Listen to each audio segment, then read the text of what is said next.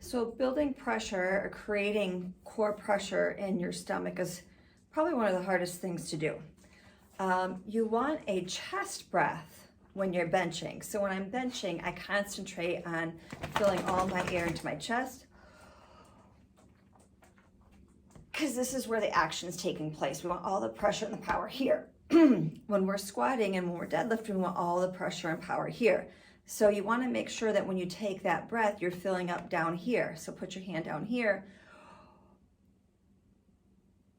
And I like to, my cue is I take in as much air as I possibly can, and then I swallow it down. And by swallowing it down, I'm creating pressure here. So, and then you're pushing out against your belly right here. Squat University did kind of a good example on how you can work on building pressure by sticking a plate on your belly here, and then concentrate on filling the air up in your belly. You'll see the plate rise. And then I like to feel like I'm swallowing the air down, pushing it down. So I go, and I'm really just kind of crunching my abs once I fill it up. So you can also practice this with putting your belt on. So put it on, and your belt should always be about 1 finger width tight.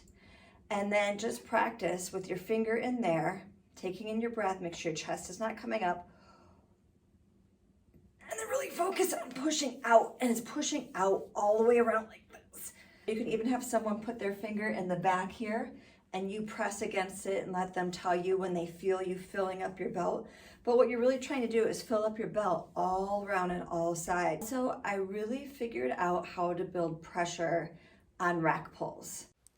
So here you can see I put a bunch of pressure into my belt. I like to puff my cheeks out because it just reminds me to puff my belly out.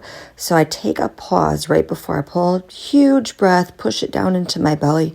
That creates pop. On squats, I do the same thing. I get under the bar. Once I'm set, I chant giant breath into my belly.